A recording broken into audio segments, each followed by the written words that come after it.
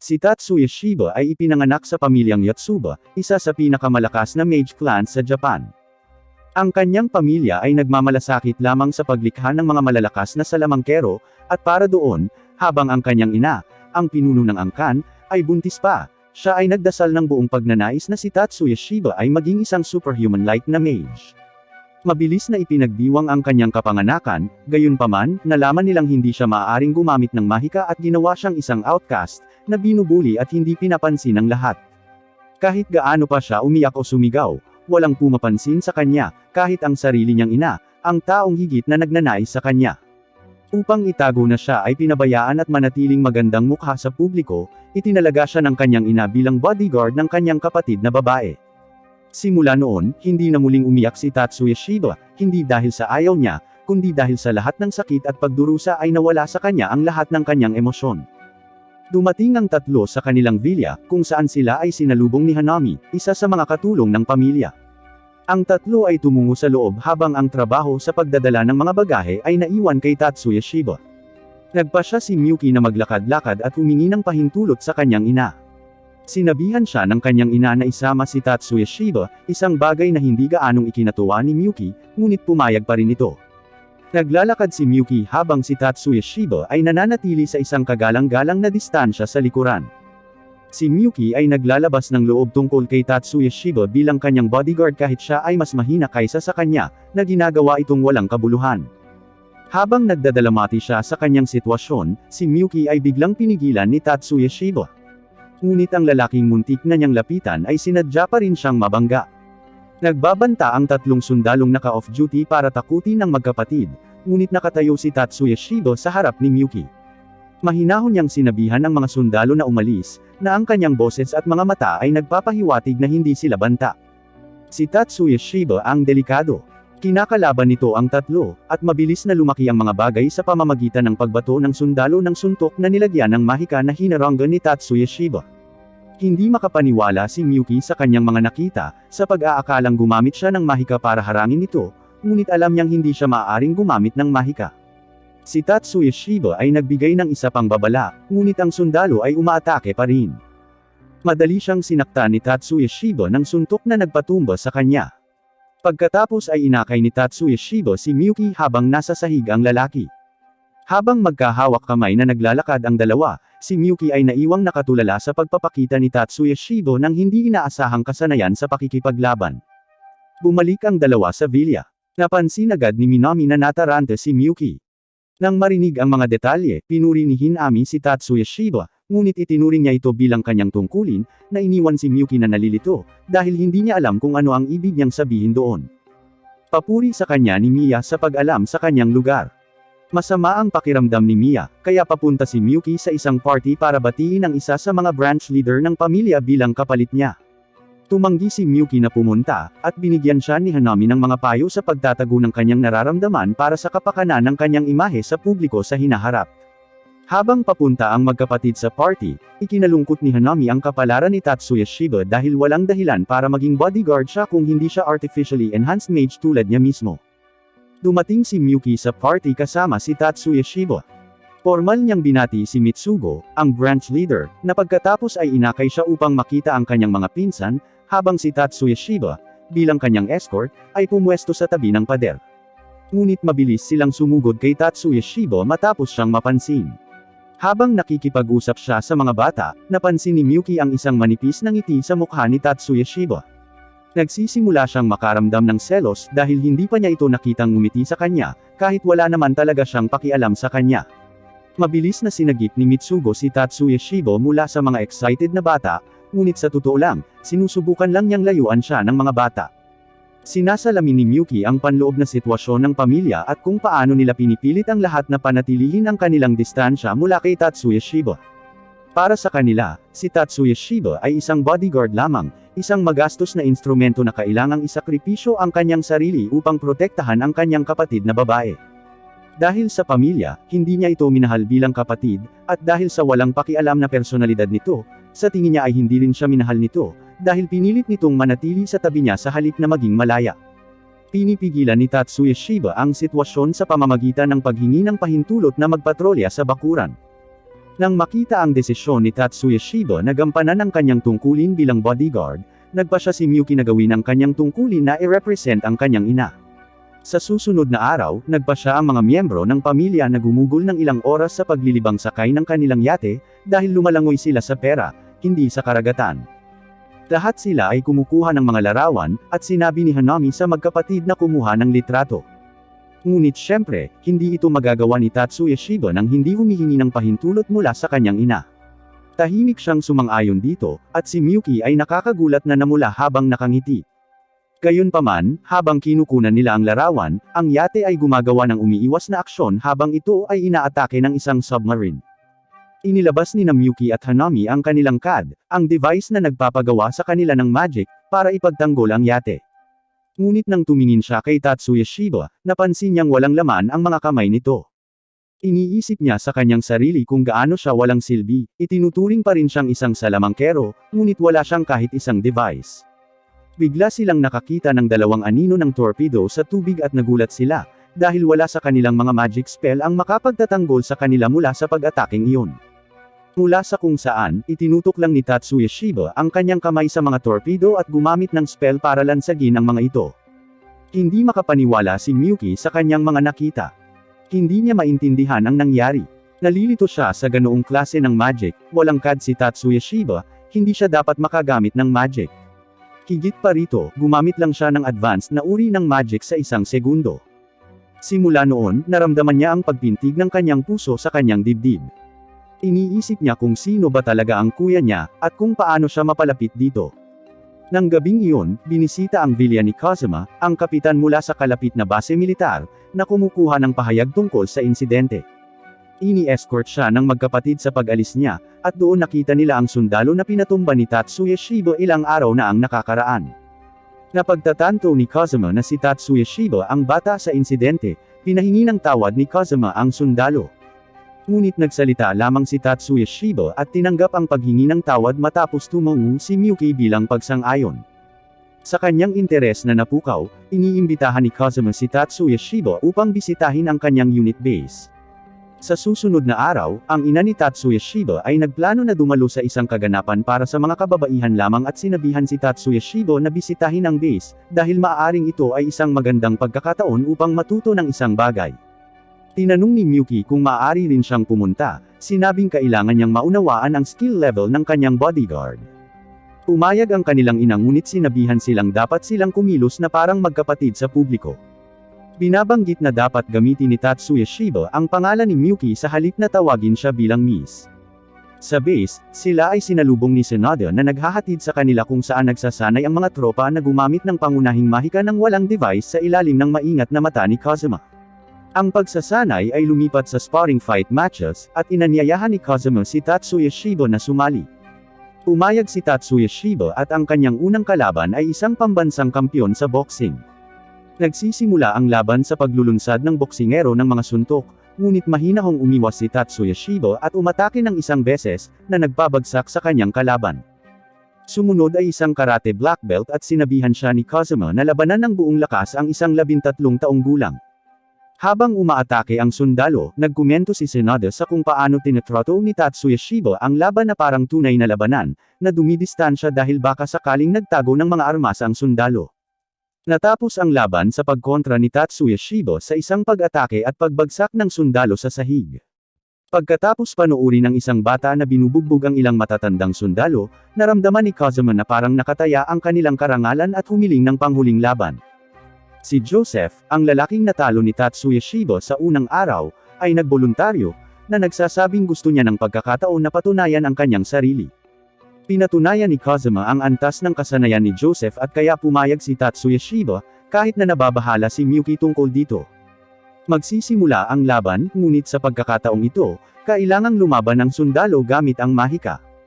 Tumutol si Miyuki ngunit pinagalitan siya ni Tatsuya Shiba, ipinunto na ang paggamit ng mahika ay kinakailangan para sa isang salamangkero. Ginagamit ni Tatsuya Shiba ang kanyang liksi upang makalayo at gumamit ng sarili niyang mahika para ma-stun si Joseph at ibagsak siya, na ikinagulat ng lahat. Literal na pareho ang pakiramdam kapag na-wreck ka ng isang 13 taong gulang na manlalaro ng Fortnite. Ngunit ang higit na nagpahanga sa kanila ay gumamit si Tatsuya Shiba ng magic na tinatawag na Gram Demolition, isang S-ranked spell na sumisira sa mga magic spell ng kaaway. Pagkatapos ay inanyayahan ni Kazuma ang magkapatid na uminom ng tsaa upang talakayin ang pamamaraan na ginamit ni Tatsuya Shiba habang iniimbitahan siya ni Tsunade na tingnan ang mga CAD na kanyang ginagawa. Nahuli ng mga CAD ang interes ni Tatsuya Shiba.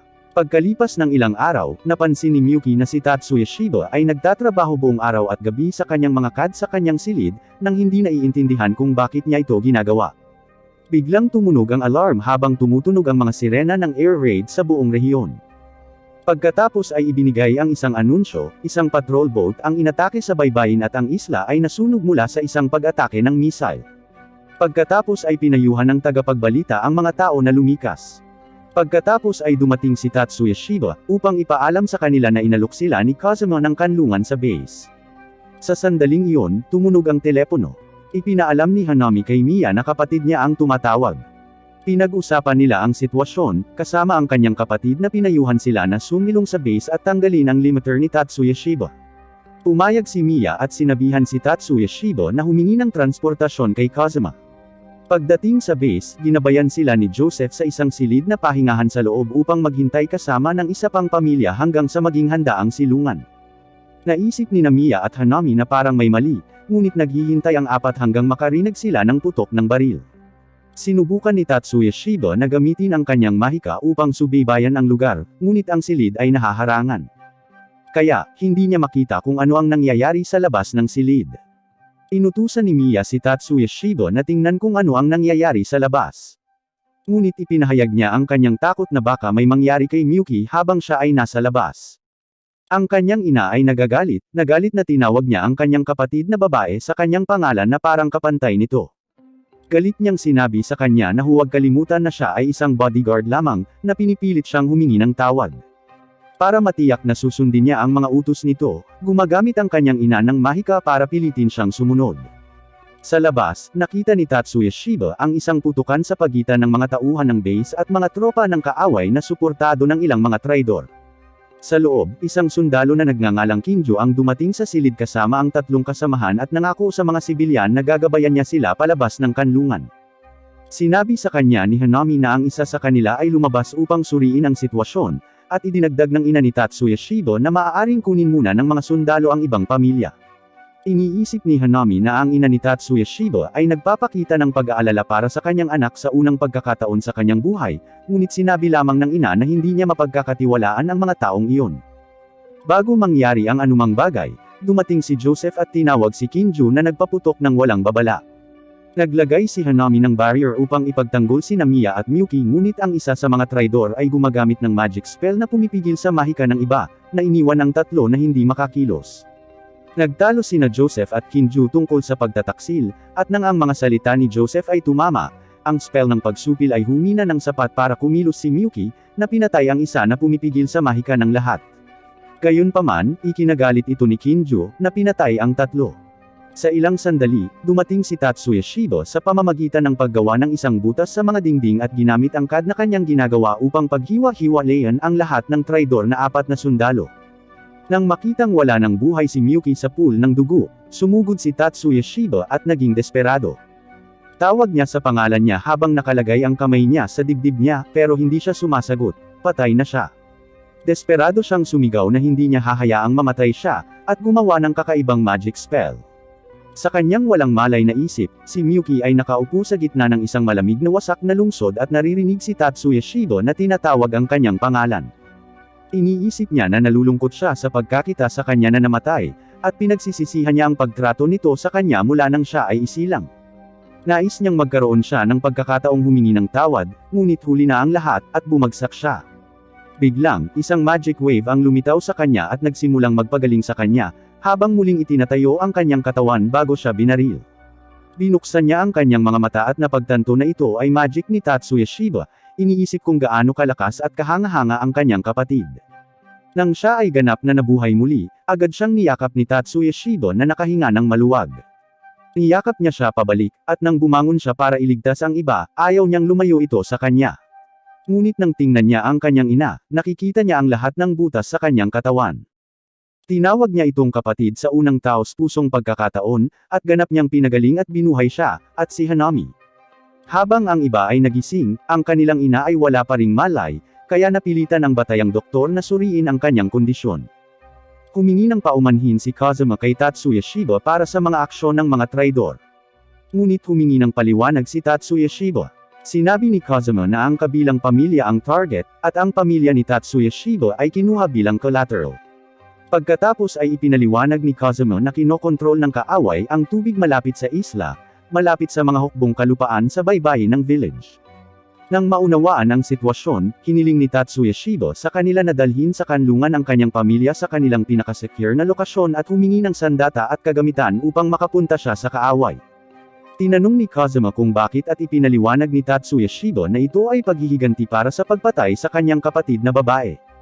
Sinabi ni Kazuma na hindi siya papayag na patayin ang mga non-combatants at sinumang sumuko.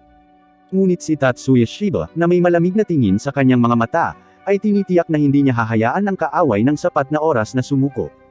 Pumayag si Kazuma na e-deploy si Tatsuya Shiba sa kanila. Umalis si Tatsuya Shiba ngunit hinawakan siya ni Miyuki na humihiling sa kanya na huwag pumunta. Sinabi ni Tatsuya Shiba na kailangan niya dahil nasaktan nila ang tanging bagay na mahalaga sa kanya. Napansin ni Miyuki ang kakaibang pananalita, at sinabi sa kanya ni Tatsuya Shiba na nasa hustong gulang na siya at dapat itong ipaliwanag sa kanya ng kanilang ina. Pagkatapos ay tiniyak niya kay Miyuki na babalik siya dahil sa kanyang kapangyarihan, walang sinumang makakatalo sa kanya. Pinapanood ng pamilya si Tatsuya Shiba at ang unit ng militar na lumalaban sa mga mananakop. Sinabi ni Hanami na ang labanan ay isang buhay na bangungot, pinaghiwa-hiwalay ni Tatsuya Shiba ang mga sundalo ng kaaway gamit ang kanyang mahika. Pero ang masaklap pa nito, nang nabaril ang mga kasama niya ay pasimple niyang binuhay ang mga ito. Pagkatapos ay humingi ng paliwanag si Miyuki sa kanyang ina para sa sinabi ng kanyang kapatid. Pinagalitan siya ng kanyang ina sa pagtawag sa kanya bilang kapatid ngunit pagkatapos ay ipinaliwanag na si Tatsuya Shiba ay ipinanganak bilang isang may sira na salamangkero. Para sa Tatsuya clan, ang totoong magic ay tungkol sa pagbabago ng impormasyon at pagkuha ng resulta, sa kasong ito, isang partikular na spell.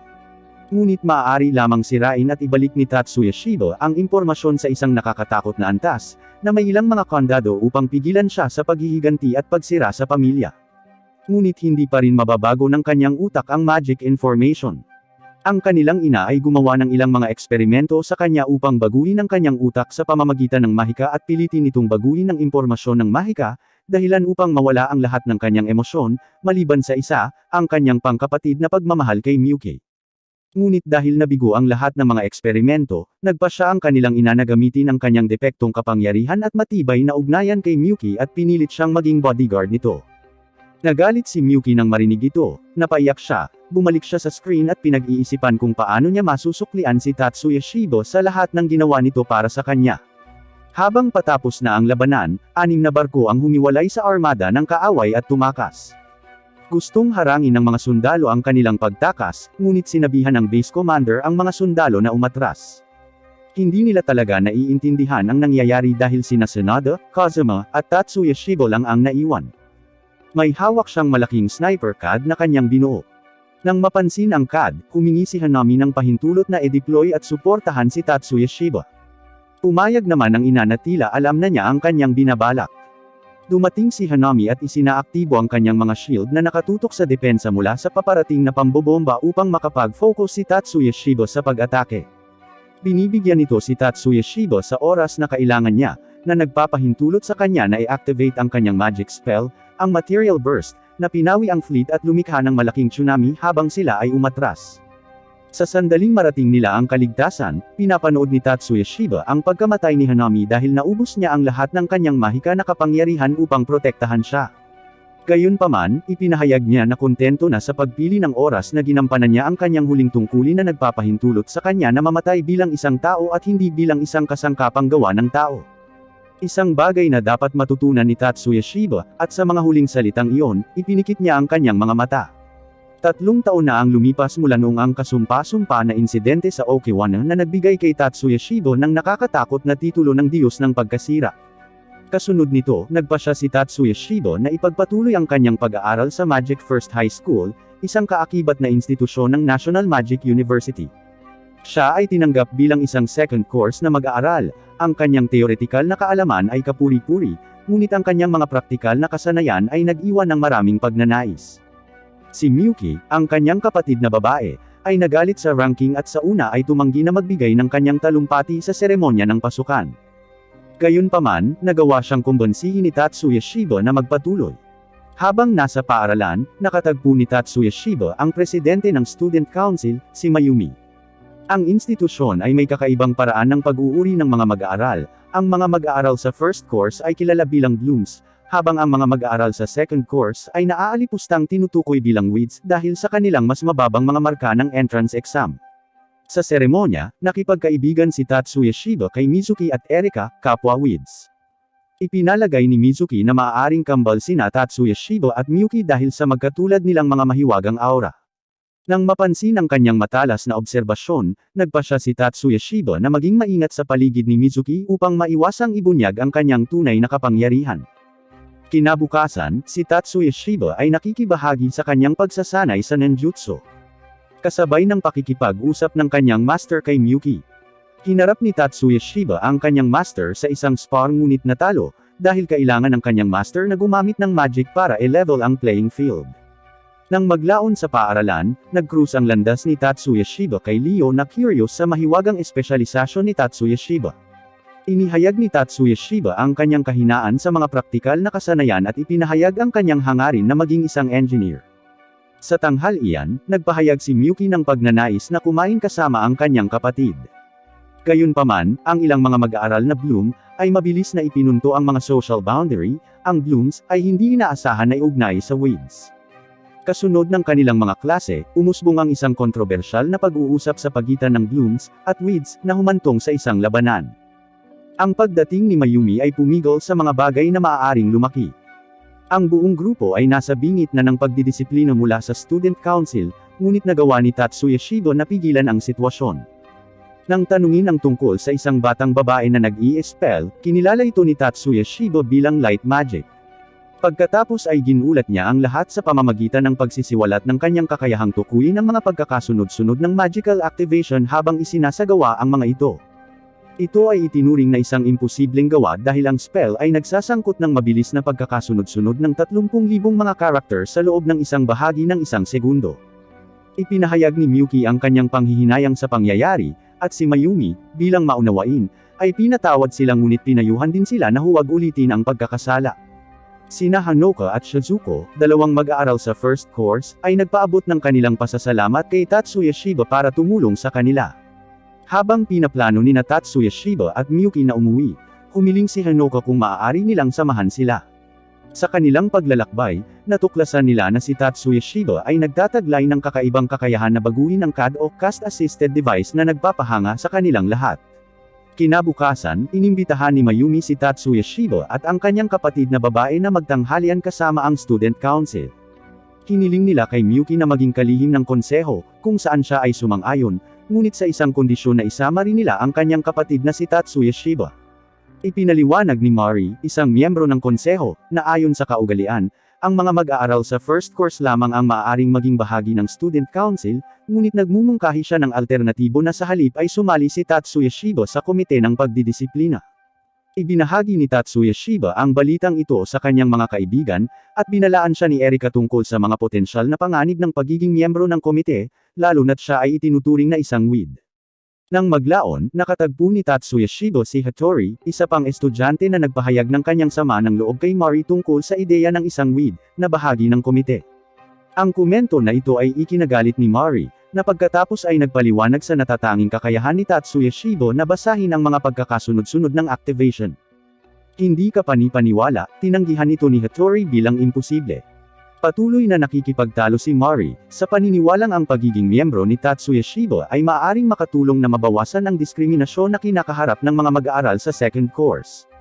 Gayunpaman, si Hattori ay nananatiling matigas ang ulo, tinatanggihan si Tatsuya Shiba bilang isang miyembro ng komite. Sinubukan ni Miyuki na ipagtanggol ang kanyang kapatid, ngunit ang kanyang mga pagsisikap ay natugunan ng mga pang-iinsulto mula kay Hattori, na tumatawag sa kanya na maikli ang paningin.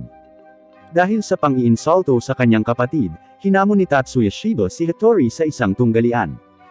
Si Hattori, na minamaliit si Tatsuya Shiba, ay ipinapalagay na ito ay isang madali lang upang talunin siya. Gayunpaman, sa kanyang pagkabigla, si Tatsuya Shiba ay nagwagi sa tunggalian sa loob ng isang kisap mata. Nang tanungin tungkol sa kanyang nakakagulat na tagumpay, inamin ni Tatsuya Shiba kay Mari na ginamit niya ang kanyang kadalubhasaan sa ninjutsu upang madaig si Hattori. Ginamit niya ang kanyang pisikal na lakas at liksi upang mabilis na iposisyon ang kanyang sarili sa likod ni Hattori, kung saan siya nag-spell. Ibinahagi ni Tatsuya Shiba na minanipula niya ang iba't ibang mga kalkulasyon para sa bawat magic wave, na naging dahilan upang sila ay magtagpo sa isang lugar, na nag-iwan kay Hattori na nataranta at sa huli ay nahimatay. Sa paghahayag na ito, natuklasan ni Azusa na ang Cast Assisted Device o CAD, ni Tatsuya Shiba ay ginawa ng maalamat na magic designer, si Thor Silver, na nagpabago sa mundo ng magic sa paglikha ng loopcast system, na pinabilis ang ebolusyon ng magic sa loob ng isang dekada. Sa sandaling nagkamalay si Hattori, napagtanto niya na ang pagtatasa ng paaralan sa Mahika ay hindi tunay na nagpapakita ng mga kakayahan ni Tatsuya Shiba, na humantong sa kanya upang humingi ng tawad kay Miyuki. Pagkatapos ay inihatid ni Mari si Tatsuya Shiba sa kanilang punong tanggapan, kung saan ipinunto niya ang mga potensyal na pitfall sa kanyang plano na puksain ang diskriminasyon sa mga estudyante. Bilang tugon, ipinaalam ni Mari kay Tatsuya Shiba na si Shun Morisaki, ang mag-aaral na naunang nanakit sa kanya, ay nakatakdang sumama sa kanila sa konseho.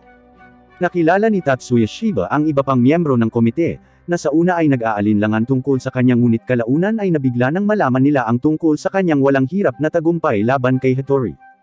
Sa gabing iyon, hiniling ni Miyuki kay Tatsuya Shiba na i-fine-tune ang kanyang CAD para mapabilis ang kanyang spellcasting. Si Tatsuya Shiba, kasama si Shun, ang nakakainis na lalaki mula sa unang araw, ay nakatalaga sa patrol duty, na may pahintulot na gamitin ang kanilang mga CAD kung hinihingi ng sitwasyon. Sa kabila ng pagiging mas lumang mga modelo, nagpasya si Tatsuya Shiba na gumamit ng dalawang committee CAD para sa gawain. Habang nasa tungkulin, si Tatsuya Shiba ay nakatagpo ng salungatan sa pagitan ng Kendo at Kenjutsu Club, na nag-aaway sa paggamit ng demonstration space. Sa isang mapanganib na pangyayari, si Kirihara, ang pambansang kampyon ng Kenjutsu, ay gumamit ng nakamamatay na salamangka laban kay Sayaka, isang miyembro ng kalaban na club. Nang hihimasok si Tatsuya Shiba nang walang pag-aalinlangan, itinigil ang paghaharap at dinakip si Kirihara. Bilang paghihiganti, sinubukan ng buong Kenjutsu Club na salakayin si Tatsuya Shiba para sa pag-detain kay Kirihara, ngunit mahusay na iniiwasan ni Tatsuya Shiba ang kanilang mga pag-atake, na walang kahirap-hirap na neutralisahin ang sitwasyon. Pinaalaman ni Tatsuya Shiba sina Mari at Jumanji, ang individual na namamahala sa lahat ng mga club ng paaralan, tungkol sa pakikipagtagpo niya kay Kirihara. Pinupuri nila siya para sa kanyang pambihirang paghawak sa sitwasyon. Sa isang hapunan kasama ang kanyang kapatid na babae at mga kaibigan, ibinunyag ni Tatsuya Shiba na hindi niya sinasadyang bumuo ng isang novel technique na tinatawag na specific magic jamming.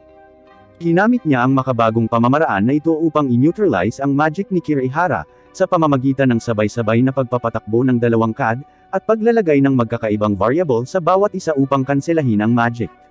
Gayunpaman, hinihiling ni Tatsuya Shiba na panatilihin nilang confidential ang paghahayag na ito, dahil ang murang solusyon na ito ay maaaring potensyal na ma-destabilize ang buong balangkas ng magic, dahil isa itong alternatibong cost-effective sa isang karaniwang mahal na tool. Kinabukasan, nakatanggap si Tatsuya Shiba ng isang agarang tawag tungkol sa pagsiklab ng away at nagmamadaling makialam. Ngunit natagpuan niya ang kanyang sarili na tinambangan ng hindi kilalang umaatake. Nagawa niyang palayasin ang pag-atake, at ang salarin ay tumakas sa eksena. Nagpahayag si Mibo ng pagnanais na makipag-usap kay Tatsuya Shiba, na nagdulot ng hinala kay Miyuki na maaaring interesado si Mibo na makipag-date sa kanya. Nagpaabot si Mibo ng imbitasyon kay Tatsuya Shiba na sumali sa Kendo Club, ngunit pinilit ni Tatsuya Shiba na alamin ang kanyang motibo sa likod ng imbitasyon. Inihayag ni Mibo ang kanyang layunin na bumuo ng isang organisasyon na binubuo ng mga individual na hindi marunong gumamit ng magic, na may layuning labanan ang diskriminasyon. Si Tatsuya Shiba ay nananatiling may pag-aalinlangan at nagtatanong sa kanya tungkol sa kanyang mga plano pagkatapos makamit ang layuning ito. Ibinahagi ni Tatsuya Shiba ang mga intensyon ni Mibo sa komite ng pagdidisiplina, at pinaghihinalaan nila na maaaring nasa ilalim siya ng isang uri ng pagmamanipula. Inaakala ni Tatsuya Shiba kung ang Blanche, isang kilalang anti-magic group, ang nasa likod nito, at ipinaalam sa komite na balak niyang hintayin ang tugon ni Mibo bago gumawa ng desisyon. Nakipag-usap si Mibo kay Kino, ang kapitan ng Kendo Club, na humikayat sa kanya na i-recruit si Tatsuya Shiba, na nagbibigay diin sa kahalagahan ng kanyang mga kapangyarihan. Nang maglaon ng gabing iyon, tinalakay ni Tatsuya Shiba ang Blanche kay Miyuki, na inilarawan sila bilang isang grupo ng terorista. Ipinagpalagay niya na maaari siyang maging bahagi ng naturang grupo kung hindi siya nagtataglay ng mga natatanging kakayahan. Ipinaliwanag pa niya na ang layunin ng Blanche ay pahinain ng kapangyarihan ng bansa, na tiyak na haantong sa isang sagupaan laban sa 10 master clans, partikular ang kanilang sariling angkan ang Yotsubos. Inialay ni Tatsuya Shiba ang kanyang sarili sa paghasa ng kanyang praktikal na kasanayan sa mahika. Si Mizuki, na interesado sa kanyang kahangahangang bilis sa pagproseso sa kabila ng kanyang mababang praktikal na kasanayan, ay nagtataka kung paano niya ito nagagawa. Ibinahagi ni Tatsuya Shiba na itinutuon niya ang kanyang pag-aaral sa paggawa ng enerhiya sa pamamagitan ng mahika, na pumukaw ng interes kay Mizuki at nagbibigay inspirasyon sa kanya na magtakda ng kanyang sariling mga layunin. Nang makipagkita si Tatsuya Shiba kay Mibo upang marinig ang kanyang desisyon, nakita niyang hindi kasiyasiya ang kanyang tugon at kaya, tinanggihan niya ang kanyang imbitasyon. Bilang resulta, kinuha ng grupo ng mga mag-aaral sa pangalawang kurso na tinatawag na Sympathizer Alliance, sa pangunguna ni Mibo, ang broadcast room bilang protesta laban sa patuloy na diskriminasyon. Nais ni Mari na pangasiwaan ang sitwasyon sa pamamagitan ng puwersa, habang pinapabore ni Jumanji ang mas mapayapang solusyon. Nakipag-usap si Tatsuya Shiba kay Mibo at tinitiyak sa kanya na bukas sila sa mga talakayan at ginagarantiyahan ang kanyang kaligtasan. Nang lumabas ang grupo mula sa broadcast room, pinipigilan sila ng komite. Gayunpaman, si Mayumi ay namagitan at pinakawalan sila, na nagpapahayag ng pagnanais na makipag-negotiate kay Mibo. Sa kasamaang palad, ang mga negosasyon ay huminto dahil hindi nila matukoy ang mga kinakailangang pagbabago upang maalis ang diskriminasyon. Pagkatapos ay iminungkahi ni Mayumi ang isang pampublikong debate, sa paniniwalang ang mas malawak na pangkat ng mag-aaral ay dapat nakasangkot sa paggawa ng desisyon. Samantala, nadatnan ni Tatsuya Shiba si Mizuki na nakikipag-usap kay Kino, na tila sobrang assertive sa kanya. Ang kanilang guro ay nagbibigay sa kanila ng isang maikling kasaysayan ni Kino, na nagpapakita na ang kapatid ni Kino ay namumuno sa Japanese branch ng Blanche.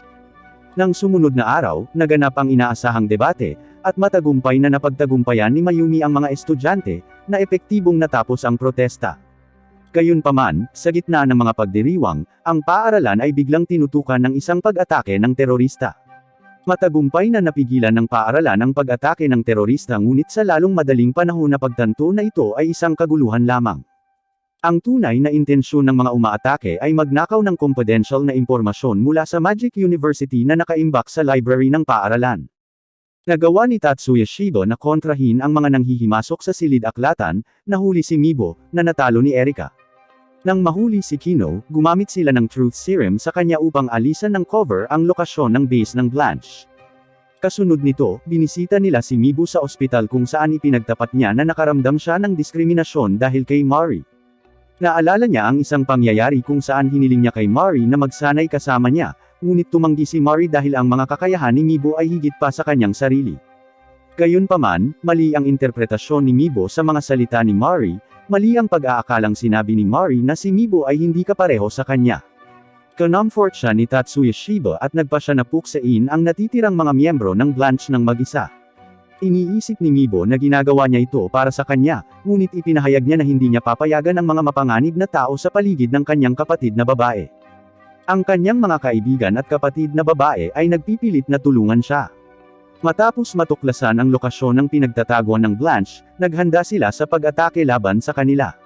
Si Kirihara, na may nararamdaman para kay Mibo, ay nagpa siya na sumali rin sa operasyon. Bago dumating sa hideout, ini-strategize nila ang kanilang plano ng aksyon. Sina Tatsuya Shiba at Miyuki ay nakatagpo ng ilang miyembro ng Blanche, kabilang ang kapatid ni Kino na si Hajime, na nagpaabot ng imbitasyon para sa kanila na sumali sa kanyang layunin. Sinubukan ni Hajime na i-hypnotize si Tatsuya Shiba gamit ang magic, ngunit tinutulan ito ni Tatsuya Shiba, na pagtanto na ang parehong paraan ay ginamit kay Mibo. Habang tumatakas si Hajime, hinabol siya ni Tatsuya Shiba, na iwan si Miyuki para hawakan ang mga natitirang miyembro ng Blanche. Siya ay nagwagi, pinagyelo ang lahat ng kanyang mga kalaban halos sa punto ng kamatayan. Kahit na gumamit ng jamang spell, nananatiling hindi apektado si Tatsuya Shiba, mahusay na nakikipagharap sa mga miyembro ng Blanche. Habang sinusubukang tumakas ni Hajime, pumasok si Kirihara at pinutol ang kanyang braso, na epektibong tinapos ang kanyang pagtakbo. Nang maglaon, nang bisitahin ni Tatsuya Shiba si Mibu sa ospital, ipinaalam niya sa kanya na hindi sila haharap sa pag-uusig, dahil natukoy na sila ay nasa ilalim ng impluwensya ng kontrol sa isip. Ang ama ni Mibu ay nagpahayag ng kanyang pasasalamat kay Tatsuya Shiba para sa pagliligtas sa kanyang anak na babae at kinikilala niya na alam niya ang mga lihim na ugnayang militar ni Tatsuya Shiba ngunit nangako na ilihim ito. Habang pauwi, binanggit ni Miyuki na hindi kailangan ni Tatsuya Shiba na pumasok sa high school para lang sa kanya. Gayunpaman, pinatitiyak niya ang kanyang sarili, pinatunayan ang kanyang kasiyahan sa kanyang kasalukuyang buhay.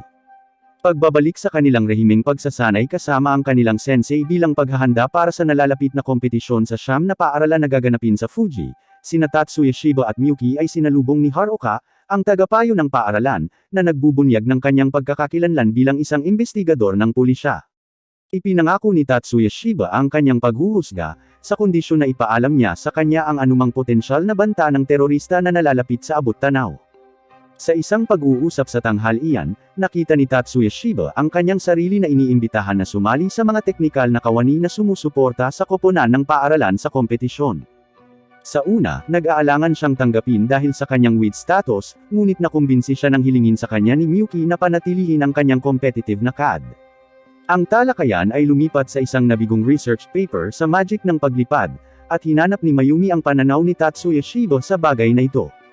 Nagtataka siya sa lahat ng igiit niya na ang kabiguan sa paggawa ng flying magic ay nagmula sa isang kakulangan sa pag-unawa sa mga spelling na kanilang ginagamit. Kasunod nito, opisyal na itinalaga si Tatsuya Shiba sa technical staff ng kompetisyon. Ang ilang blooms ay nagreklamo tungkol sa desisyong ito, na humahantong sa takda na si Tatsuya Shiba ay dapat sumailalim sa isang pagsubok. Pagkatapos ipakita ang kanyang mga mahusay na kasanayan sa pamamagitan ng manu-manong pagdoble sa natatanging CAD na mga detalye ni Kirihara sa isang mapagkompetensya, tinanggap siya sa koponan. Nang maglaon ng gabing iyon, nakatanggap si Tatsuya Shiba ng tawag mula kay Major Kazuma ng militar, na nagpapayo sa kanya na manatiling alerto sa panahon ng kompetisyon dahil sa presensya ng Nohe Dragon, isang kilalang-kilalang internasyonal na sindikato ng krimen. Sa isang pambihirang gawa, matagumpay na na-engineer ni Tatsuya Shiba ang isang bagong CAD na may kakayahang flight magic, isang gawain na dating itinuturing na imposible. Hiniling niya kay Miyuki na subukan ang groundbreaking device at iminumungkahi na pumunta sila sa kumpanya ng kanilang pamilya para sa mas malawak na pagsubok.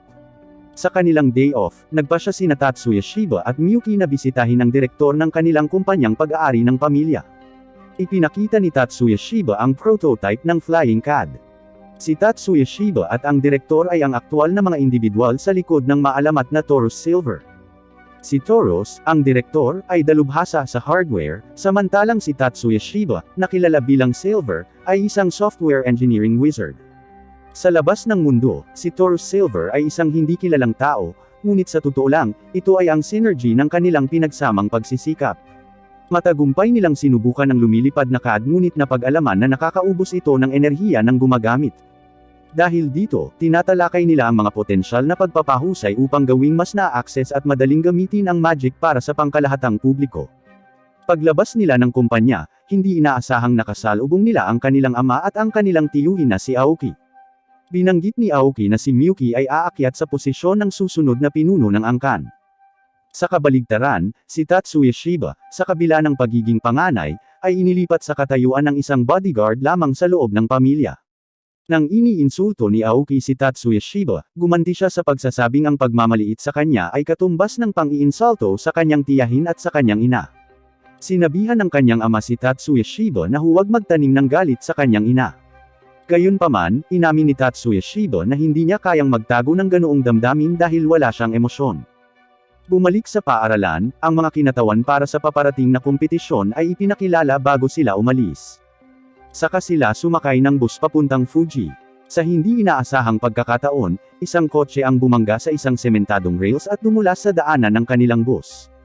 Sa panahon ng krisis, ginamit ni Miyuki at Jumanji ang kanilang mga kasanayan upang protektahan ang mga estudyante sa bus.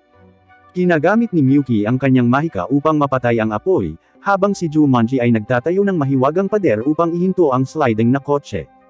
Gayunpaman, si Miyuki lamang ang nakakaalam na ang kanyang kapatid na si Tatsuya Shiba ay may mahalagang papel din sa pagsagip, na maingat na inalis ang mga protective spell sa sasakyan. Sa pag-abot sa Fuji, nagsimulang magduda si Hitori sa kanyang mga kakayahan, lalo na't napatunayang mas epektibo si Miyuki kaysa sa kanya sa insidente ng sasakyan. Gayunpaman, binigyan siya ni Kirihara ng katiyakan, na inihayag ang kanyang paniniwala na si Tatsuya Shiba ay malamang na nahaharap sa kamatayan sa nakaraan at na ang magkapatid ay malayo sa karaniwan. Sa isang pakikipag-usap kay Miyuki, ipinahayag ni Tatsuya Shiba ang kanyang hinala na ang aksidente sa sasakyan ay talagang isang sinasadyang pag-atake na ginawa ng driver. Kasunod ng setup para sa kompetisyon, ang mga mag-aaral ay iniimbitahan sa siyam na paaralan na kompetisyon sa hapunan. Dumalo sa kaganapan ng direktor ng Magic Association, si Kudo, na nagpasya na subukan ang mga kakayahan ng mga mag-aaral sa pamamagitan ng pagsisimula ng isang mahina, ngunit malawakang mahika. Medyo nadismaya siya ng 5 estudyante lang, kabilang si Tatsuya Shiba, ang nakatuklas nito. Pagkatapos ay naghahatid si Kudo ng isang talumpati na tumatalakay sa kinabukasan ng mga salamangkero na ito. Samantala, si Mikihiko, na nasa kaganapan bilang isang manunood, ay napansin ang pagkakaroon ng mga nanghihimasok at nagtatangkang harapin sila. Sa kabila ng kanyang matapang na pagsisikap na harapin ang tatlong nanghihimasok, napunta siya sa panganib at naligtas mula sa isang putok ng baril ni Tatsuya Shiba. Nagulat si Mikihiko sa katumpakan ng mga interbensyon ni Tatsuya Shiba sa panahon ng panghihimasok. Pakiramdam niya ay nalulumbay siya dahil muntik na siyang masugatan at kailangang iligtas ni Tatsuya Shiba. Gayunpaman, hinihikayat siya ni Tatsuya Shiba, na nagpapaalala kay Mikihiko ng kanyang potensyal at kakayahan. Ibinunyag ni Tatsuya Shiba na alam niya ang mga alalahanin ni Mikihiko tungkol sa kanyang bilis ng spellcast, na nagpapaliwanag na ang mabagal na bilis ay bunga ng mga pagtatangka ni Mikihiko na itago ang kanyang mga spell. Sa kabila ng mga protesta ni Mikihiko, pinayuhan siya ni Tatsuya Shiba na alertuhan ang seguridad upang mahuli ang mga nanghihimasok. Ang kompetisyon ay magsisimula sa susunod na araw, na malinaw na inilatag ang mga patakaran. Nakatakda itong magtagal ng 10 araw at nahahati sa 2 seksyon, isa para sa mga freshmen at ang isa para sa mas may karanasang kakompetensya. Ang first high school ay nagsusumikap na masigurado ang ikatlong sunod na tagumpay kasama si Mari na nakakuha ng madaling panalo sa unang round. Si Tatsuya Shiba ay ipinatawag sa isang pulong kasama ang mga kapitan ng militar at ang major, kung saan siya ay binalaan na manatiling alerto dahil sa posibilidad ng karagdagang pag-atake mula sa organisasyong No Head Dragon. Nagtagumpay si Mayumi sa paligsahan sa bilis ng pagbaril, na nakakuha ng perpektong marka. Pinangunahan ng tagumpay na ito ang kanilang paaralan na manguna sa leaderboard pagkatapos ng unang araw ng kompetisyon. Gayunpaman, ang ilang mga kakompetensya mula sa kanilang paaralan ay hindi gumaganap ng hanggang sa tabla. Hiniling ng paaralan kay Tatsuya Shiba na pangasiwaan ang teknikal na suporta para sa ilang mga kakompetensya sa kanyang off-day, isang gawain na tinatanggap niya sa kahilingan ni Miyuki. Nang maglaon, nag-aalok siya na samahan si Miyuki sa kanyang silid, ngunit iginiit niya na hindi niya kailangan, alam na siya ay bumubuo ng isang bagong weaponized integrated CAD. Gayunpaman, pinaliit ito ni Tatsuya Shiba, tinawag itong laruan lamang para sa pagsubok ng bagong teorya. Kinabukasan, tinulungan ni Tatsuya Shiba si Mayumi sa kanyang paghahanda para sa kanyang laban, na nagbabalak na tingnan ang iba pang mga kalahok pagkatapos. Gayunpaman, pinayuhan siya ng isa sa kanyang mga senior na estudyante na tumutok lamang kay Mayumi, na nag-aalok na alagaan ang iba pang mga kalahok para sa kanya. Matapos masigurado ni Mayumi ang walang hirap na panalo, si Tatsuya Shiba ay nagmamasid sa mga laban ng iba pang babaeng kakompetensya. Sa pagtatapos ng ikalawang araw, nananatiling nangunguna ang kanilang paaralan, higit sa lahat salamat sa sunod-sunod na tagumpay ng mga babaeng kalahok. Ang mga male contestant naman ay underperforming ng malaki. Para masungkit ng paaralan ang pangkalahatang panalo, dapat silang makakuha ng mga panalo sa hindi bababa sa 4 sa natitirang 6 na opisyal na laban. Sa pagbabalik sa kanyang silid, nalaman ni Tatsuya Shiba na ang bagong CAD na pinagtatrabahuhan niya ay natapos at naihatid. Nang binisita siya ng kanyang mga kaibigan sa kanyang silid, nakikita niya ito bilang isang magandang pagkakataon para masubukan ni Leo ang bagong CAD. Ang bagong binuo na CAD ay nasa anyo ng isang espada, na nagtataglay ng isang natatanging tampok, maaari itong maghiwalay at pagkatapos ay muling kumonekta. Nang sinubukan ito ni Leo sa ilang mga dummies sa pagsasanay, naging matagumpay ang eksperimento. Kinabukasan, nakatakdang lumahok si Mari sa semi-finals ng Battleboard event. Sinimulan niya ang kompetisyon sa mataas na tono, ngunit mabilis na lumiliko ang mga bagay. Sa halip na bumagal habang lumiliko, bumibilis ang kanyang kalaban. Nang malapit ng magkabanggaan ang dalawang kalahok, hindi maipaliwanag na nawalan ng balanse si Mari. Bilang resulta ng sakuna, siya ay nasugatan at hindi gagaling hanggang sa matapos ang kompetisyon. Parehong pinaghihinalaan ni Mayumi at Tatsuya Shiba na may namagitan sa insidente at sinimulang suriin ito, kasama sina Mizuki at Miki. Ipinalagay ni Tatsuya Shiba na maaaring itago ng salarin ang kanilang sarili sa ilalim ng tubig upang maputol ang balanse ni Mari o gumamit ng spirit magic. Gayunpaman, dahil sa mahigpit na mga hakbang sa seguridad na ipinatupad, pinalalabas nila ang unang teorya. Kinumpirma ni Miki na posible na mag-cast ng spirit magic ilang oras o kahit na mga araw ng maaga kung ang heograpiya ng lugar ay alam na, ngunit ang lakas ng spell ay makabuluhang makompromiso. Ang isang huling posibilidad na kanilang isinasaalang-alang ay ang kad ng ibang kalahok sa insidente ay pinakialaman. Ang pinsala ni Mari at ang kasunod na pag-alis sa kompetisyon ay naglagay sa paaralan sa isang kritikal na posisyon. Upang makakuha ng panalo sa kompetisyon, kailangan na nilang manalo sa mga kaganapan sa Miragebat at Monolith Code. Ngunit nahaharap sila sa isang dilema dahil hindi sila nag-ayos ng backup para kay Mari, na nakatakdang lumahok sa event ng Seniors Miragebat. Naiwan na walang ibang alternatibo, nagpasya silang hayaan si Miyuki na punan si Mari sa kompetisyon, kasama si Tatsuya Shiba bilang kanyang engineer. Samantala, inilalaan ni Tatsuya Shiba ang kanyang lakas sa pag-estratehiya at pagbibigay ng teknikal na suporta para sa iba pa niyang mga kakumpetensya. Ang kanyang pangako ay napakatindi na nagsimula pa siyang mag-imbento ng mga bagong magic spells upang magarantiya ang kanilang tagumpay. Pinapanatili ng First High School ang nangungunang posisyon nito sa kompetisyon, higit sa lahat dahil sa teknikal na kadalubhasaan at estratehikong pagpaplano ni Tatsuya Shiba. Gayunpaman, pinili ni Tatsuya Shiba na huwag kumuha ng kredito para sa magic spell na kanyang binuo, sa isang bid upang maiwasang maakit ang atensyon ng kanyang pamilya. Tinanong ni Miyuki si Tatsuya Shiba tungkol sa kanyang pagtanggi na tanggapin ang pagkilala para sa bagong magic na kanyang ginawa. Bilang tugon, ibinunyag ni Tatsuya Shiba na iginagalang niya ang kagustuhan ng kanyang tiyahin, dahil ayaw niyang matuklasan ng Magic University ang kanyang tunay na pagkakakilanlan bilang Silver. Ipinagtapat pa niya kay Miyuki na wala siya sa posisyon para pabagsakin ang kanyang tiyahin sa ngayon. Bagamat kumpiyansa siyang matatalo siya sa direktang paghaharap, alam niyang hindi siya tatanggapin ng iba pang pamilya bilang kanilang pinuno. Dito, muling pinatunayan ni Miyuki ang kanyang walang pag-aalinlangan na suporta para sa kanya, nangako na laging nasa tabi niya. Sa kanyang paggaling mula sa ospital, nagpasya si Mari na i-root sina Miyuki at Tatsuya Shiba. Naglalayag si Miyuki sa isang round sa kompetisyon ng Pillar Break ng madali, gamit ang advanced na Inferno spell. Ang lahat ng mga kalahok na suportado ni Tatsuya Shiba ay nagtatapos sa pagwawagi sa kani-kanilang mga kaganapan, na nakakuha sa kanya ng malawakang papuri para sa kanyang natitirang mga kasanayan sa engineering. Gayunpaman, ang mga parangal na ito ay pumukaw ng sama ng loob kay Morisaki. Nangako siyang ipakita na ang blooms ay mas mataas kaysa sa weeds. Habang papunta sa event ni Miyuki kasama niya, nag-cruise ang landas ni Tatsuya Shiba kina Masaki at George mula sa 3rd High School. Kinikilala ni George si Tatsuya Shiba bilang ang pinakamatalinong inhinyero na lumahok sa kompetisyong ito. Samantala, ipinahayag ni Masaki ang kanyang nais na makipagkompetensya laban kay Tatsuya Shiba, ngunit dahil gumaganap lamang si Tatsuya Shiba bilang isang engineer, nilayo ni Masaki na higitin ang pagganap ng mga kalahok sa ilalim ng patnubay ni Tatsuya Shiba. Ipinaalam ni Mayumi sa 3 batang babae na tinuturuan ni Tatsuya Shiba, na hindi nila kailangang labanan ng isa't isa sa Pillar Break event. Lahat sila ay makakabahagi sa podium. Gayunpaman, si Shizuko ay sabik na hamanin si Miyuki, isang alok na tinanggap ni Miyuki.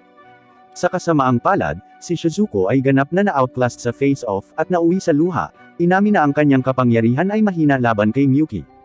Pagbalik sa kanyang silid, sinasalamin ni Tatsuya Shiba ang mga kahangahangang tagumpay ni Masaki at George, ang isa ay isang batikang veterano sa larangan ng digmaan, ang isa naman ay isang kahangahangang nagpatunay sa pagkakaroon ng Cardinal Codes, isang konsepto na dating teoretikal. Inaasahan niya na malamang na matatalo si Morisaki laban sa mga kakilakilabot na kalaban, kung isa sa alang-alang ang kapangyarihan ni Masaki na nahihigitan ang sinumang mag-aaral sa first year sa kanyang paaralan. Kinabukasan, nalaman ni Tatsuya Shiba na si Morisaki at ang kanyang koponan ay tinambangan ng isang ipinagbabawal na spell, na nagdulot ng mga pinsala at naging dahilan upang hindi sila makalaban. Maaaring kailanganin ng First High na e-forfeit ang laban, ngunit ibinahagi ni Mayumi na si Jumanji ay nakikipagnegosasyon sa mga organizer ng kompetisyon. Pinaghihinalaan niya na may nagtatangkang sirain ang kanilang paaralan. Ibinunyag ni Tatsuya Shiba ang kanyang pakikipagtagpo sa mga miyembro ng No-Head Dragon na natalo niya ilang araw ang nakalipas. Habang ang First High ay nagwagi sa isa pang freshman na Mirage-Bat event, hindi nila masisiguro ang isang pangkalahatang tagumpay maliban kung sila ay lumahok sa kaganapan ng Monolith Code. Sa kaganapang ito, narinig ni Azusa ang mga pag-uusap na nagmumungkahi na ang mga mentee ni Tatsuya Shiba ay gumagamit ng napakatumpak at mahusay na mga magic activation spell, isang bagay na ang Taurus Silver lang ang posibleng makakamit. Ikinonekta ang mga tuldok sa mga bagong magic spell at lahat ng kanyang mentee, napagtanto niya ang tunay na pagkakakilanlan ni Tatsuya Shiba. Pagkatapos ng kaganapan, isang pulong ang ipinatawag sa First High School. Doon, iminungkahi ni Mayumi na si Tatsuya Shiba mismo ay lumahok sa kaganapan. Sa kabila ng unang pagtanggi, si Tatsuya Shiba ay hinikayat ni Jumanji na sumang-ayon.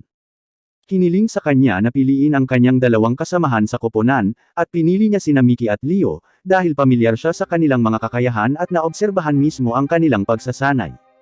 Si Leo at Miki ay kusang loob na sumang-ayon na lumahok sa kaganapan, at si Tatsuya Shiba ang nagsagawa ng kanyang sarili na ipaliwanag ang tuntunin sa kanila. Gumagawa siya ng isang matalinong diskarte, na nagtuturo kay Leo na gamitin ang kanyang bagong nakuha na weapon integrated CAD na maaaring ihiwalay at muling ikabit. Ito ay isang matalinong hakbang, dahil ipinagbabawal ng kompetisyon ang direktang pisikal na pag-atake. Habang nagsisimula ang kaganapan at nagsimulang makipaglaban ang mga koponan, ang paggamit ni Tatsuya Shiba ng Gram Demolition, isang napakalakas na counter magic, ay nakagulat sa lahat. Sa kabila nito, nagtagumpay sila sa 4th High School, kahit na sinuri ni George ang mga taktika ni Tatsuya Shiba. Napagpasyahan ni George na habang ang mga kasanayan sa pakikipaglaban ni Tatsuya Shiba ay nasa top tier, ang kanyang mahiwagang kakayahan ay medyo kulang, maliban sa kanyang Gram Demolition spell. Kumbinsido dito, nakikita ni George ang kanilang tagumpay bilang isang foregone conclusion. Nagagawa rin ng First High School na malampasan ang Second High School. Habang pinagmamasdan ni Tatsuya Shiba ang sagupaan ng Third High laban sa 8th High School, inaakala niya na gusto nila ng head-on confrontation. Kasunod ng tagumpay ng First High laban sa 9th High, naghahanda sila para harapin ang koponan ni Masaki at George. Dahil sa kalupaan ng battleground at ang maliwanag na kawalan ni Tatsuya Shiba ng anumang iba pang espesyal na spell maliban sa Gram Demolition, ipinapalagay nila na si Tatsuya Shiba ay hindi magkakaroon ng pagkakataong manalo. Inabutan ni Tatsuya Shiba ng tig-isang robe sina Leo at Miki. Ang mga ito ay hindi ordinaryong robe, espesyal na idinisenyo ang mga ito na may mga mahiwagang bilog na hinabi sa tela, na idinisenyo upang mapadali ang pagkakast ng mga mahika. Ibinunyag ni Tatsuya Shiba na ang isang kahinaan sa spell ni George ay nasa kanyang kawalan ng kakayahan na maglunsad ng isang pag-atake maliban kung ang kanyang kalaban ay nasa kanyang linya ng paningin. Bagamat ang setting ng labanan ay hindi partikular na nababagay sa paraan ng pakikipaglaban ni Tatsuya Shiba, nag-estratehiya siya ng isang plano na ginagamit ang pag-aayos ni Masaki sa kanya upang itagilid ang mga posibilidad na pabor sa First High. Bagamat inamin ni Tatsuya Shiba na ang pagdaig kina Masaki at George ay magiging isang mahirap na gawain, iginiit ni Miyuki na ang pagkatalo ay hindi isang opsyon para sa kanya. Napansin ni Masaki at George ang mga damit ngunit ipinagkibit-balikat ito bilang isang maliit na balakid. Nananatili silang matatag sa kanilang pananalig sa nalalapit na tagumpay.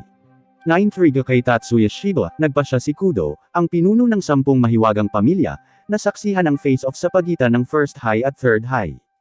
Nagsimula ang labanan, kasama sina Masaki at Tatsuya Shiba na nag-square laban sa isa't isa. Samantala, hinihinuha ni George na binago ni Tatsuya Shiba ang kanyang mga spell sa loob lamang ng 2 oras. Sinubukan ni George na sumali sa laban, ngunit pinigilan ni Miki ang kanyang pagsulong.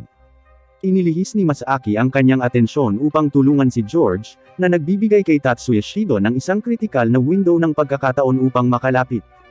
Nagulat sa kalapitan ni Tatsuya Shiba, si Masaki, sa isang gulat, ay nagpakawalo ng isang nakamamatay na pag-atake kay Tatsuya Shiba, sa gayon ay lumalabag sa mga patakaran. Ginamit ni Tatsuya Shiba ang kanyang nangungunang kakayahan upang lansagin ang mga magic circle na ginawa ni Masaki ngunit hindi nito na-neutralize ang 2 bilog. Ang nagresultang pagsabog ay malakas, na nagdulot kay Tatsuya Shiba ng maraming pinsala, bali ng mga buto, at panloob na pagdurugo. Dahil dito, ginamit ni Tatsuya Shiba ang kanyang lihim na kasanayan sa Mahika, ang regrowth. Ang kakaibang magic na ito ay nagbibigay sa kanya ng kakayahang ibalik ang kanyang pisikal na estado kung ano ito 24 na oras ang nakalipas.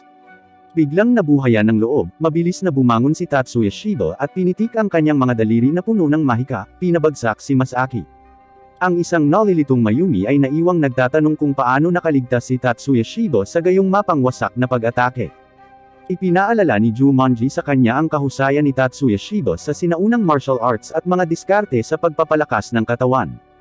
Napagmasdan ng major na ginamit din ni Tatsuya Shiba ang flashcast technique, isang paraan na nagbibigay daan sa gumagamit na maalala ang pagkakasunod-sunod ng activation mula sa memorya, sa gayon ay tinatanggihan ang anumang oras ng activation para sa kanyang magic. Kahit na si Tatsuya Shiba ay nakikipagbuno sa mga epekto ng pag-atake ni Masaki, nagtagumpay si Miki kay George.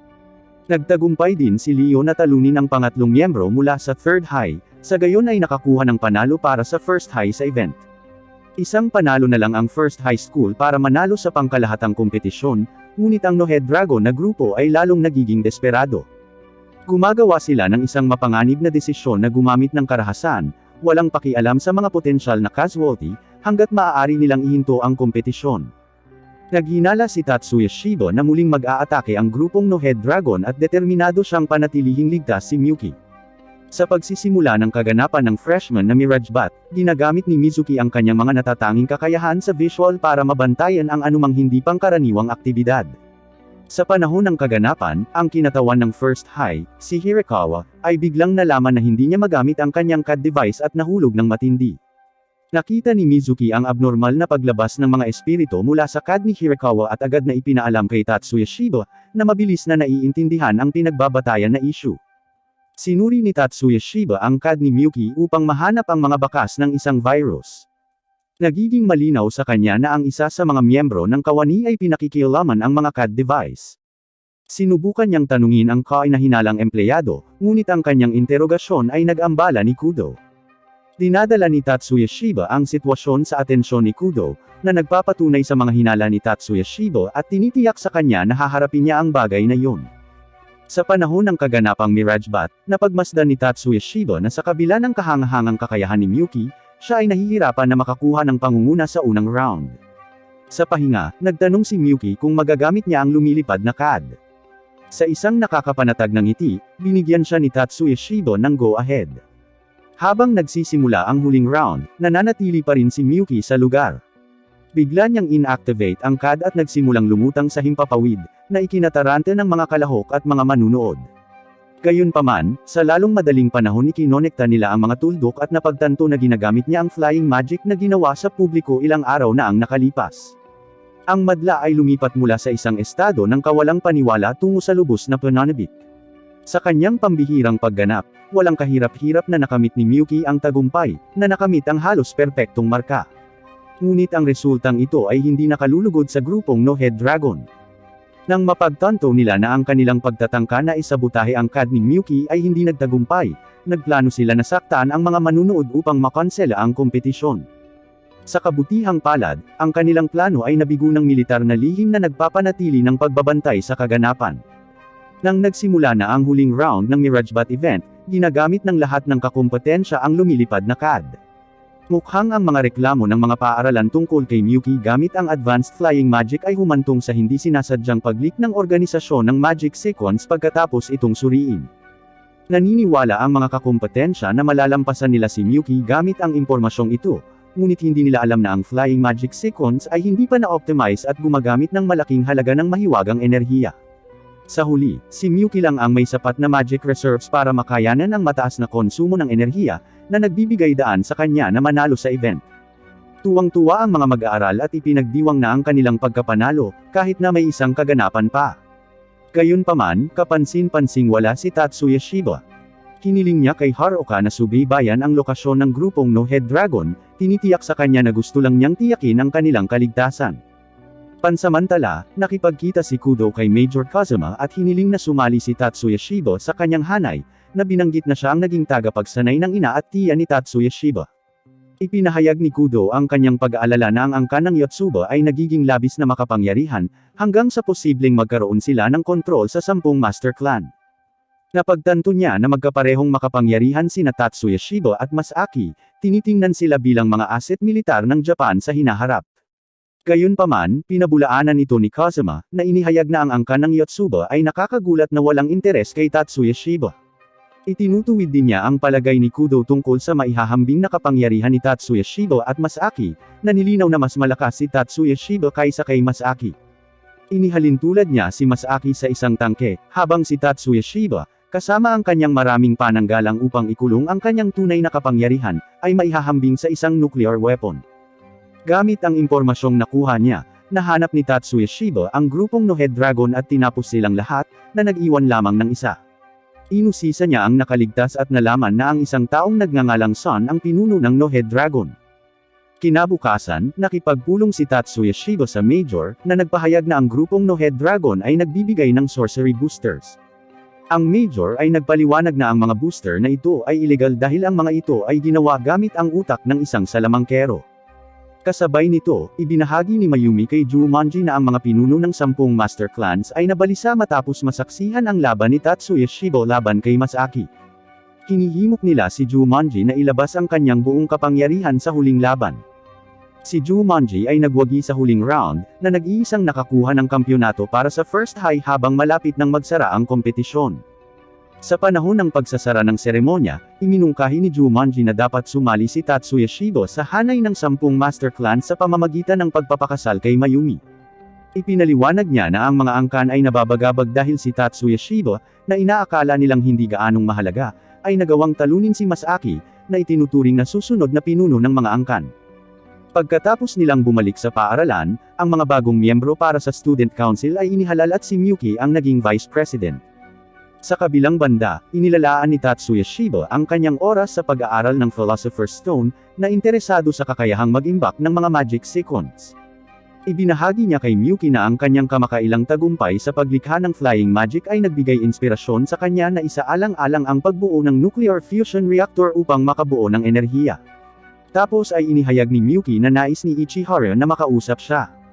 Pinuntahan ni Tatsuya Shiba si Ichihara, na humiling sa kanya na lumahok sa isang nalalapit na kompetisyon sa thesis sa high school.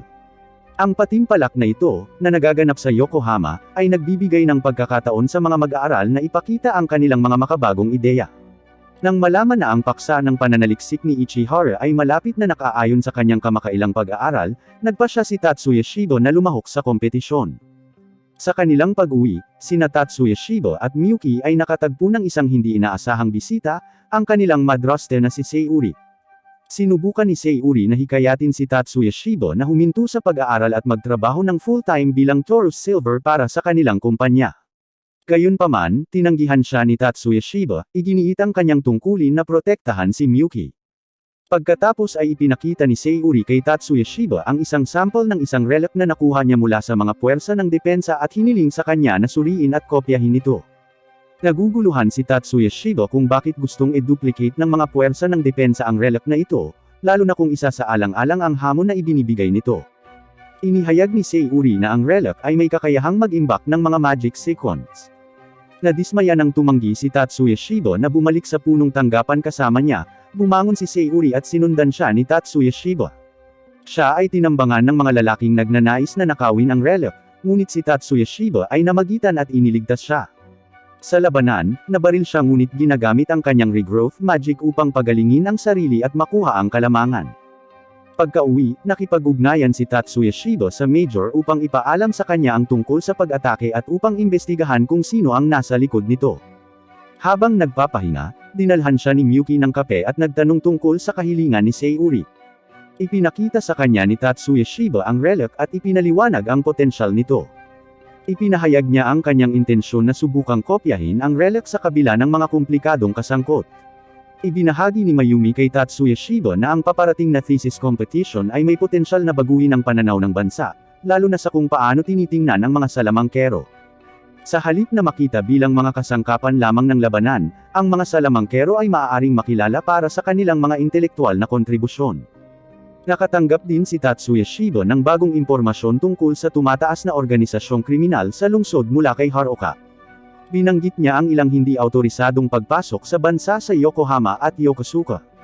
Nalaman ni Tatsuya Shiba na ang timing ng mga entry na ito ay masyadong maginhawa upang maging isang pagkakataon na pinaghihinalaang may koneksyon sa thesis competition.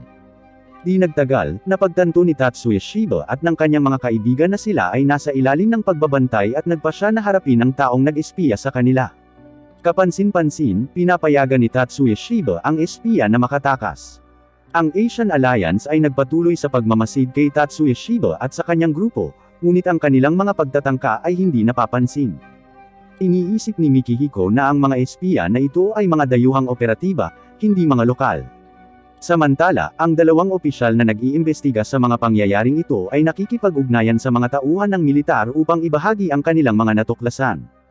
Sa isang hiwalay na insidente, nagawa ni Erika at Leo na ma-corner ang isa sa mga espiya at tanungin siya. Ipinakilala ng espiya ang kanyang sarili bilang si Jiro Marshall, isang iligal na immigrant. Ipinaliwanag niya na ang kanyang misyon ay tiyakin na ang mga mahiwagang teknolohiya na binuo ng mga mag-aaral ng Magic High ay hindi makakarating sa silangan. Nariyan siya upang ihinto ang anumang potensyal na pagnanakaw ng mga teknolohiyang ito. Ngunit nagawa ni Jiro na makatakas sa kanilang pagkakahawak, tinutukan ng baril si Erika sa proseso. Gayunpaman, si Jiro ay hindi nananatiling malaya ng matagal. Si Lou, isang operatiba na nagtatrabaho para sa Asian Alliance, ay tinapos si Jiro habang siya ay tumatakbo. Kinukumpleto ng Thesis Magic Team ang paunang yugto ng kanilang proyekto, sinusubukan ito upang matiyak na gumagana ito ayon sa nilalayon. Sa panahon nito, napansin ni Mibo ang isang estudyante sa first year na may hawak na wireless password cracker. Nang mapansin, tinangka ng babae na tumakas, at hinabol ni Mibo. Kasama sina Erika at Kirihara, naabutan ni Mibo ang babae. Nalaman nilang isa nga siyang espiya, at nalaman nilang Chiyaka ang pangalan niya. Sinubukan ni Mibo na mga tuwiran sa kanya, ngunit gumanti si Chiyaka sa pamamagitan ng paglalagay ng tear gas. Gayunpaman, nakialam si Leo at pinasuko siya. Samantala, si Sekimoto, isang miyembro ng disciplinary committee ng paaralan, ay nagpapakita ng medyo kahinahinalang interes sa thesis project. Matapos mahuli si Chiyaka, ang komite ng pagdidisiplina, na kinakatawan ni Chiyoda, ay nagtatanong sa kanya. Si Chiyaka pala ay kapatid ng batang babae na nasugatan sa kaganapan ng Mirage Bat. At naging espiya si Chiyaka dahil sa sama ng loob kay Tatsuya Shiba, na pinaniniwalaan niyang naging sanhi ng pinsala kay Hirakawa. Sa pagkilala sa tumataas na banta, nagpa siya si Erika na sanayin si Leo sa mga nakamamatay na pamamaraan. Naniniwala siyang mas marami silang makakaharap na mga kaaway tulad ni Jiro sa hinaharap, at gusto niyang maging handa si Leo. Sa kabilang panig, si Zhao ay nagulat kay Chen tungkol sa paghuli kay Chiyaka habang sina Erika at Leo ay nagpapatuloy sa kanilang pagsasanay. Si Zhu Monji, na itinalaga bilang bagong General Commander ng mga puwersang panseguridad, ay nagsimula ng isang mahigpit na regimen sa pagsasanay para sa kanyang koponan. Ang pag-unawa sa pangangailangan para sa kadalubhasaan sa paglaban sa mga mahiwagang pagbabanta, humingi siya ng tulong kay Miki sa pagsasanay ng mga puwersa. Nakatanggap si Tatsuya Shiba ng babala mula sa kanyang master, na humihimok sa kanya na ibalik ang relic sa nararapat na lugar nito sa lalong madaling panahon. Samantala, habang papunta sina Tatsuya Shiba at Miyuki sa kanilang kumpanya, palihim silang sinusundan ng mga miyembro ng Asian Alliance. Pagdating nila sa FLT, nakita nila na ang mga sistema ng kumpanya ay pinapasok ng Alliance. Sa kabutihang palad, nagawa nilang pigilan ang cyber attack. Bumalik sa paaralan, sinubukan ni Tatsuya Shiba na magsagawa ng ilang pagdebug sa Robotics Club, ngunit ang silid ay biglang napuno ng sleeping gas. Sa kabutihang palad, isang robot na nagngangalang Pixie ang namagitan at iniligtas si Tatsuya Shiba. Si Sekimoto, na sinusubukang magnakaw ng confidential na impormasyon mula sa paaralan, ay nahuli ni Tatsuya Shiba at Chiyoda. Sabay-sabay na nakasalubong ni Mari sina Otsugo, ang nakatatandang kapatid ni Erika, sa gusali kung saan nakakulong si Chiyaka. Naputol ang kanilang pag-uusap ng isang alarma na nagpapahiwatig ng kaguluhan sa ika-4 na palapag, kung saan matatagpuan si Chiyaka. Nang makarating, nakita nila si Gangho, isang dating magic fighter na ngayon ay naging kriminal, na naglalayong patayin si Chiyaka. Kinarap ni Naotsugo si Gangho, nagdulot ng pinsala, ngunit nakatakas si Gangho. Iniulat ni Tatsuya Shiba ang tangkang pagnanakaw sa kanyang kasamahan sa militar na nagpas siyang maglunsad ng investigasyon. Hiniling ni Tatsuya Shiba na bisitahin si Sekimoto sa detention ngunit tinanggihan ng student council. Gayunpaman, nag-aalok si Mari na samahan siya dahil plano rin nilang bisitahin ni Mayumi si Sekimoto. Habang ang lahat ng ito ay nangyayari, isang lalaking nagngangalang Zhao ang bumisita kay Chiaki at binura ang kanyang alaala sa Alliance. Ang detention center kung saan nakakulong si Sekimoto ay nasa ilalim ng panibagong pag-atake ni Gangho, na ang target ay si Sekimoto pa rin. Hiniling ni Mari kay Tatsuya Shiba na protektahan si Mayumi habang kinakaharap niya si Gangho. Si Gangho, gayunpaman, ay nilinlang si Mari at hinabol si Mayumi, ngunit napigilan ni Tatsuya Shiba na nagawang sugatan siya. Kasunod nito, pina-immobilize ni Mari si Gangho at dinala siya sa kustodiya. Nang maglaon, nakatanggap si Tatsuya Shiba ng salita mula kay Fujibayashi ng militar, na ipinaalam sa kanya na ang lahat ng miyembro ng Asian Alliance sa lungsod ay nahuli, maliban sa kanilang pinuno, si Chen, na nagawang makaiwas sa paghuli. Nakipagpulong si Joe kay Chen sa Yokohama, kung saan nakiusap si Chen sa kanya na isecure ang paglaya kay Gangho. Pumayag si Joe na tumulong ngunit nagtakda ng kondisyon na ang kanilang mga operasyon ay hindi dapat ikompromiso ang kaligtasan ng Chinatown. Samantala, si Tatsuya Shiba at ang kanyang mga kaibigan ay abalang naghahanda para sa thesis competition. Ibinunyag ni Tatsuya Shiba sa kanila na ang kompetisyon ay nakagawian na nakatarget para sa mga pag-atake bawat taon, at sa makatuwid, hinihiling niya ang kanyang mga kaibigan na mag-standby kung sakaling magkaroon ng emergency. In-update ni Fuji si Tatsuya Shiba na ang mobile suit, isang piraso ng kagamitang mahalaga para sa kanilang mga operasyon, ay handa ng gamitin. Higit pa rito, pinayuhan niya si Tatsuya Shiba na asahan ang posibleng pag-atake. Sa kompetisyon, sina Tatsuya Shiba at Miyuki ay nakatagpo ni Masaki, na naglilingkod sa unit ng seguridad para sa kaganapan. Sa ibang lugar, nagbigay ng babala si Fuji kay Haruka, na nagbabala sa kanya laban sa paghuhukay ng masyadong malalim sa mga gawain ni Tatsuya Shiba. Kalaunan ay natuklasan ni Fuji na si Gangho ay matagumpay na lumabas mula sa kanyang pagkakakulong. Nakarating ang balita kay Jumanji na si Sekimoto ay namanipula at nakontrol sa pag-iisip. Bilang tugon sa paghahayag na ito, inutusan ni Jumanji ang lahat ng puwersang panseguridad na bigyan ang kanilang sarili ng mga bulletproof na jacket at panatilihin ang mataas na antas ng pagka-alerto. Nang first high na ang nag-present, maayos ang pagtanggap at successful ang presentation nila. Si George, isang miyembro ng Kalabang Koponan, ay kinikilala ang malaking kontribusyon ni Tatsuya Shiba sa thesis project habang mapaglarong idineklara na hindi sila madaling papayag na matalo. Gayunpaman, bago magawa ng third high ang kanilang presentasyon, ang thesis convention ay biglang inatake. Isang sasakyan na puno ng mga pampasabog ang bumangga sa control building ng convention, na nagdulot ng kaguluhan at pagkawasak. Ang mga estudyante ay higit na inaatake ng isang underground ship na pag-aari ng kaaway na patuloy na naglulunsad ng mga rocket sa kanila. Sa kabila ng mabangis na pagsalakay, nagawa ni Tatsuya Shiba na putulin ang isa sa mga terorista, na nagpalakas ng loob sa mga estudyante na harapin ang iba pang mga umaatake. Si George, isa sa mga estudyante, ay humarap kay Tatsuya Shiba tungkol sa kanyang paggamit ng molecular divider attack, isang classified technique na kilala ng ilang piling tao. Si George ay naguguluhan sa kakayahan ni Tatsuya Shiba na gamitin ang pamamaraang ito, ngunit pinili ni Tatsuya Shiba na huwag makisali sa talakayan. Ginagamit ni Azusa ang kanyang mahika upang paginhawahin ang mga taong nataranta, habang dinidirekta ni Mayumi ang lahat patungo sa isang ligtas na paglikas. Kasunod nito, matagumpay na na-neutralize ni Tatsuya Shiba at ng kanyang mga kaibigan ang mga terorista at pumunta sa VIP conference room, sa pangunguna ng kanilang kaibigan na si Shizuko. Ang kanilang susunod na hakbang ay ang magtungo sa demonstration room upang burahin ang lahat ng data na nauugnay sa kanilang presentasyon. Dito, nakita nila sina Mayumi at Jumanji na nagtatrabaho na sa pag-aalis ng data. Hinulaan ni Tatsuya Shiba na ang mga mag-aaral na nakatakas sa daanan sa ilalim ng lupa ay malamang na mahaharap sa mas maraming pag-atake. Bilang pagtugon dito, ipinadala ni Jumanji sina Hattori at Soaki upang protektahan ang mga tumatakas na estudyante.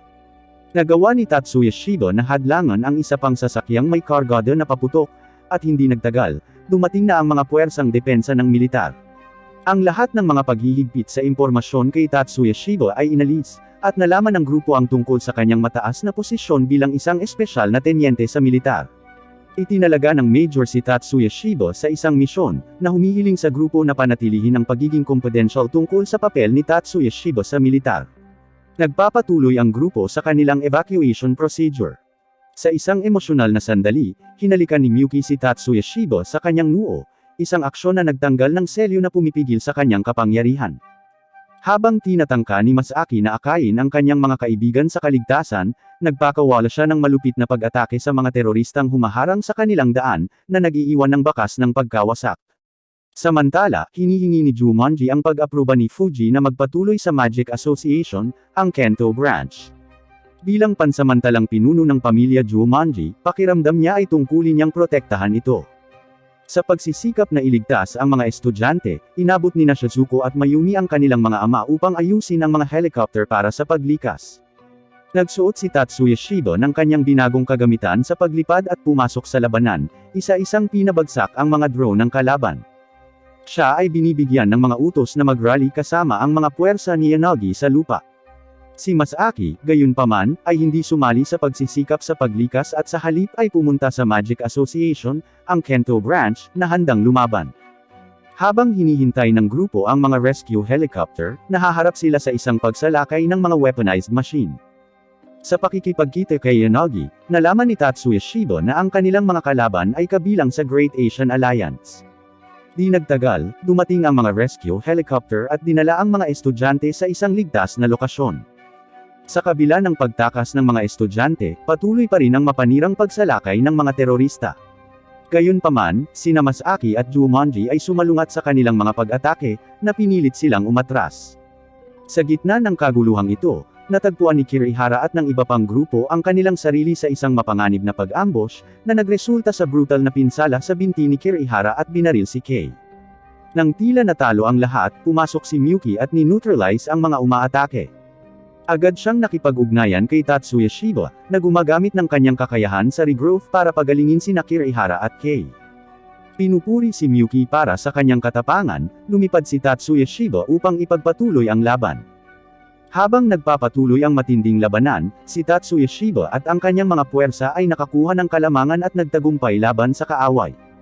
Ang mga kalaban na sundalo, na namangha sa kanyang napakalaking kapangyarihan, ay binansagan si Tatsuya Shiba bilang ang God of Destruction. Si Jumanji at mga miyembro mula sa Magic Association ay pinipilit ang kanilang kalamangan, na nagpilit sa mga tropa ng kaaway na umatras. Samantala, sa Chinatown, nakatagpo ni Masaki si Zhao, na tin-earn over ang mga teroristang nakatakas kanina. Sakay ng rescue helicopter, si Kirihara at ang iba pa ay hindi makapaniwala sa kanilang biglaang paggaling. Nang tanungin nila si Miyuki kung paano sila pinagaling ni Tatsuya Shiba, ipinaliwanag niya ang kanyang kakaibang kakayahan, gumagamit si Tatsuya Shiba ng regrowth, isang pamamaraan na nagpapahintulot sa kanya na ibalik ang sinumang tao sa kanilang pre-injury state kung ang sugat ay natamo sa loob ng huling 24 na oras. Gayunpaman, ang kapangyarihang ito ay isang double-edged sword, ito ang dahilan kung bakit nakikipagpunyagi si Tatsuya Shiba sa iba pang mga anyo ng mahika, at sa tuwing gagamit siya ng regrowth, nararanasan niya ang mas matinding bersyon ng sakit ng biktima, 150 ulit. Siya ang tanging salamangkero sa mundo na maaaring gumamit ng kakayahang ito. Sa isang hiwalay na labanan, naglunsad si Lu Gangho ng pag-atake sa Magic Association, ngunit ang pinagsamang pagsisikap ay mabilis na nakatalo sa kanya. Lumaban si Miyuki kay Chen at walang kahirap-hirap na nag-dispatch sa kanya. Habang nagsisimulang umatras ang mga terorista, gumawa si Tatsuya Shiba ng mapagpasyang aksyon. Gumagamit siya ng material burst para pawiin ang kanilang barko at lipulin ang natitirang puwersa ng kaaway. Sa huling atake na ito, tinapos ni Tatsuya Shiba ang digmaan sa pamamagitan ng pagwawasak sa armada ng kaaway. Ang insidente ay nakilala sa kalaunan bilang Scorched Halloween, na nagsisilbing isang matinding paalala ng hilaw na kapangyarihan ng mahika. Sa wakas, muling nagkita sina Tatsuya Shiba at Miyuki. Matapos mawala ang alikabok, ipinahayag ni Yotsuba Maya, ang tagapag-alaga ng magkapatid, ang kanyang pagnanais na makauwi sila.